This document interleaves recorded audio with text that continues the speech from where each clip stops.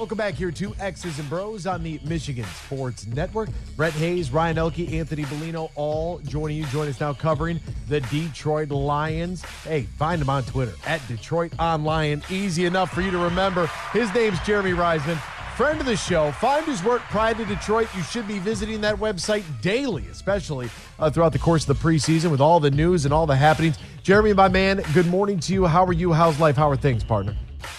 Great. You're too nice, Anthony. I appreciate all those kind words, but I'm doing great, man. I'm ready for football just around the corner here now. It is a regular season football. I mean, we're going to have college football week number 1 this Saturday. Wow, that's going to, Michigan State plays Friday night, and then we'll get ready for the big kickoff next Thursday against the Kansas City Chiefs. Lot to talk about, though, before we can even get there, and one of which was a text message that you had sent me yesterday. And I was like, hey man, this is interesting. What do we have going on here? You had asked me for some information, and you have yourself a big announcement coming up a little bit later on this morning. Care to share with the rest of the class what's happening over there at the Pride of Detroit? You know what? I'll give you the exclusive here. At Pride of Detroit, we're starting something called Pride of Detroit Direct, which is a bi-weekly newsletter during the season. So you'll get one right after the game and a couple days before the game, like a preview and kind of a recap thing that has a whole bunch of different content that we don't currently do on the website. We're going to be doing some exclusive video stuff. We're going to be bringing in some guest writers every now and then. I'm going to kind of be writing from a more passionate standpoint, a more fan kind of standpoint, where I'm really kind of putting my ethos into the writing. And then we got some of your favorite guys from our staff writing some analysis pieces. We're delivering it twice a week. It's a bunch of unique stuff that we haven't done before. We're trying a whole bunch of things. And like everything we do at Pride of Detroit, it's also very much community based. So the reason we call it Pride of Detroit Direct is it's a way to connect to us, are the insiders that are inside, Allen Park and have that news. So we'll do some exclusive mailbags. We'll answer some of your questions. And I'm so excited about it. You can probably hear it in my voice because we're going to be trying out a whole bunch of cool different things. And, it's something that we've never really done anything like it on Pride of Detroit. So it's a whole new venture, and I can't wait to get started. It's good. And you can sign up now, or 9 a.m.-ish is when it's going to go live on the website. And then the first edition comes out on Thursday. So you're going to get some jam-packed information. If you're a diehard Detroit Lions fan that just can't get enough content, this is going to be just for you.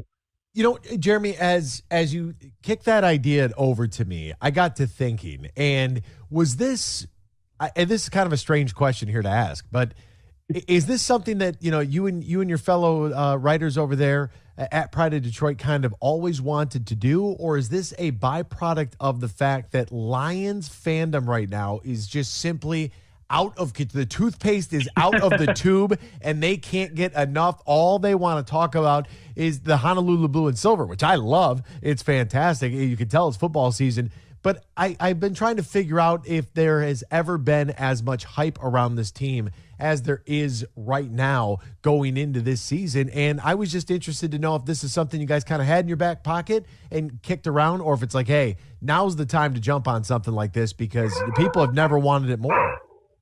It's definitely a mixture of both, right? It's definitely capitalizing on just like so many Lions fans being so excited and insatiable. Like I said, I feel like they can't get enough content. And sometimes I feel like it's tough to keep up with all the content. But I think this is also a creative thing that has kind of been yearning for a lot of us at Pride of Detroit. Not that we can't do stuff at Pride of Detroit because they give us kind of a free leash to do anything. But this, you might have noticed it a little bit. Like, Eric and I have been doing daily podcasts. Eric Schlitt and I have been doing daily podcasts during training camp, and that was kind of like, okay, maybe we can do something like this. Or sometimes I'll do something goofy on the website or something that is a little bit more emotion-based. And I'm just kind of testing the waters, seeing what our writers or our readers respond to, our listeners respond to. So it's kind of a culmination of all those things. And really, for a couple months now, we've been working on this behind the scenes, just kind of like testing what works and what doesn't work. And we'll continue to do so as we get that feedback. Again, it's a direct line to the fans to us. So if you don't like what we're doing, tell us. If you love what we're doing, we'll do more of that. So I just can't wait to get it started with it. Jeremy, I don't know if this is also a crazy question to ask somebody before 9 a.m. Like, it's ridiculous. But when you guys look at like web traffic right now, Are the numbers just exploding with clicks? Like, I have to imagine that it is. Yeah, I really think it started maybe with Hard Knocks last year. I probably can't give all the details on how we're doing at SB Nation, but just there's a reason why I think we're doing this newsletter and maybe some of the other sites are not. Is the traffic has been insane. We're setting records left and right. Our podcast is setting records left and right. It's really an incredible thing, and it's so exciting to be sharing all this excitement around the team with so many people, because that is such a tentpole of what we do at Pride Detroit's community. We're fans writing for fans. We do podcasts. We do live streams. We do comment sections. We do live chats. We do Q&As. It's just so exciting to see so many fans as excited as we are. Yeah, it's great, man. And as I always say, I mean, you get at least 5 to 12 clicks out of me every morning, because I always tell people this too, because, I'm anti-subscription. I don't know if you knew this, right? But I am. Like, right. I go on rants. Like, this new Disney, Amazon thing is really grinding my gears, because we can kind of all see where it's going, and it's all of us. It's all the middle class that's just getting squeezed and hammered from every single angle, unless it's something that I consider, like, my friends, my you have internet friends, I have radio friends, and those are the folks that I want to click, I want to read, I want to watch it, I want to view, and I want to see like what's going on. And it's, I say it all the time. I suggest every Lions fan go to prideofdetroit.com to be able to keep up with their team. It's a lot of information, and it's all coming at you all on one website, organized, not a bunch of ads all over the place. I love the damn thing. So let's go there right now, right? You've already got the rosters, the cut downs. We had some moves on Monday. Hendon Hooker being placed on the reserve NFI list. We kind of knew that. Dylan Drummond out. Wow, shocker maybe there for some. He had a lot of good pub early on in training camp. What seemed to happen with Dylan Drummond? Yeah, it's definitely one of the more interesting early ones that came in there, because he is a guy that I thought had really impressed the coaching staff, impressed Jared Goff, impressed me. He's a guy that was maybe one of the more consistent reserve guys on this team, and so you thought maybe he was kind of a shoo-in, given that there really hasn't been another guy amongst maybe those top 4 guys that have stood out. But at the same time, like, you have to kind of step back and think of this guy's entire story, right? He was a guy that did not get drafted. He was a guy that did not get signed after the draft was over. The only reason the Lions found him was because he was at their rookie minicamp as a tryout. And then he kind of, raised through the ranks there. And so if no one wanted him on draft night, if no one wanted him after the draft, you have to think he's a guy that could very easily clear waivers, and maybe that's what the Lions are thinking, because I think they really do like what he brings. I know he certainly has like that crazy, hardworking mentality that they're looking for. He's a guy that's right there on the jugs with Amon-Ra St. Brown. But I think they're just kind of maybe playing the game here and saying, like, I'm not sure if Dylan Drummond can provide us that much right now, but we'd love to get him on the practice squad. And given that, I think he had 9 catches in the preseason, didn't blow up the preseason. There's a pretty good chance I think he clears through waivers. I'm hoping so, because he is a great story, and the local kid, like, you like that, the connection as well. I was not surprised to see Adrian Martinez on the list of moves on Monday, because, Monday morning on the show, when you go through and you're taking a look at the roster, and it's like, okay, what spots, if Hendon Hooker's on that reserve NFI list, like, that's totally fine. You save yourself some space there. Teddy Two Gloves came out slinging that thing, and obviously, Green's big catch and touchdown. That's obviously going to, increase the number there. But that, Teddy Bridgewater was brought in for a reason. He's going to be on this team. Jared Goff's on this team.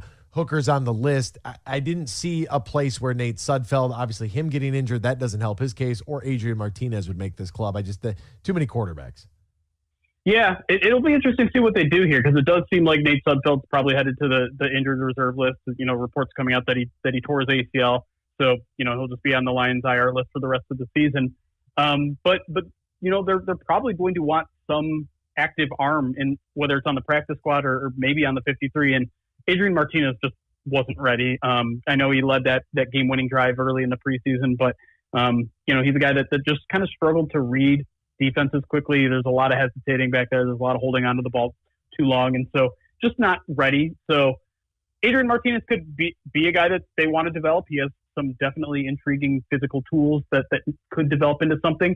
But I am kind of curious, and I think if I had to guess right now, I think maybe the Lions are probably going to be scouring the waiver wire for a third guy that maybe they have a little bit more confidence in right now to be on that practice squad as an emergency guy.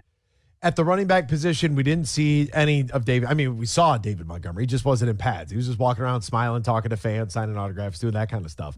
Jahmyr Gibbs, we saw flashes of him, but it was like we know that man's got some speed. We saw a lot more of it in camp than we did in the preseason. In the preseason, it's just so difficult to evaluate when we know that front five in front of him is not going to be the day one starting front five on the offensive line. So you're not worried about that either, especially with him being selected 12. You know those two are safe.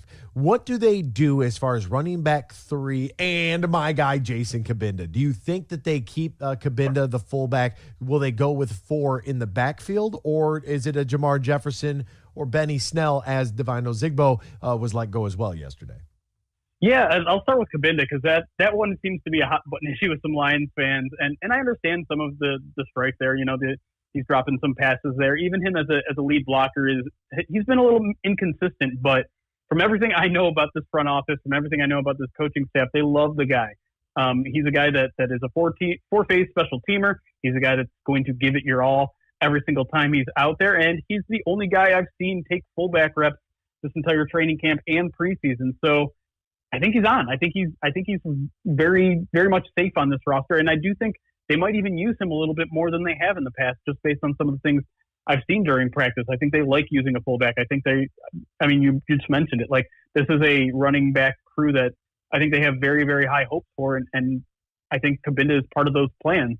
In terms of, RB3 and beyond, I do think it has to be probably Craig Reynolds is your third guy. He's basically the guy that's been getting the start, really, with the starters not playing in the preseason and getting long looks in the first half rather than maybe giving an opportunity for a guy like Benny Snell or Divino Zigbo.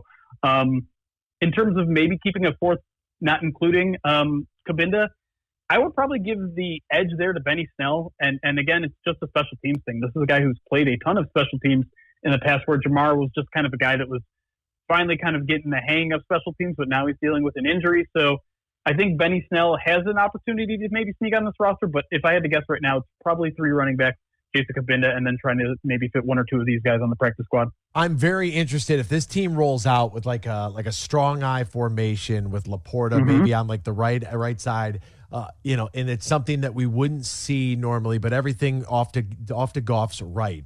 And they can get into the fold with some play action stuff where they're going to use Gibbs out of the backfield as a receiver, play Cabinda in that pass pro role, coming off of that play action. I could see it all happening. Maybe that fake pass pro and release into the flat for Cabinda as Gibbs is running loose and we're going to the Super Bowl. Okay, I'm going to chill out on Cabinda. But I love the guy. Have you ever had the chance to interview him?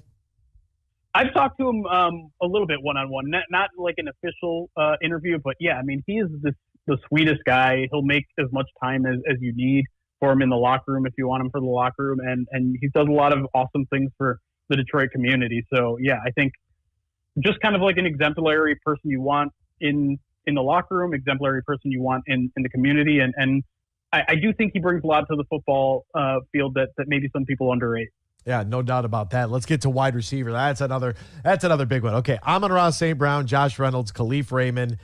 We know that those guys, Marvin Jones Jr., obviously, we know that the top 4 are safe, suspended list for JMO. What are they going to do at 5? Do they keep 6? Antoine Green, he was the draft pick. Maurice Alexander showing a little something out of special teams as well. Chase Cota, good hands, big frame. What do they do there? Yeah, I think Antoine Green's kind of got the inside track there for the 5 job. I think he showed everything that he's capable of in that final preseason game with that 70-yard touchdown, the speed, the size.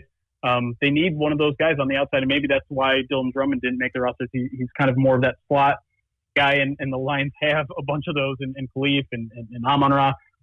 Maybe they were just looking for something a little bit different, and Antoine Green is definitely a guy who gives it to you, and a guy that was trending up towards the end of camp. I think he kind of had a quiet start to training camp, and people were wondering if maybe some of these UDFAs were going to jump him, but I think he kind of cemented his way onto the roster with that final preseason performance.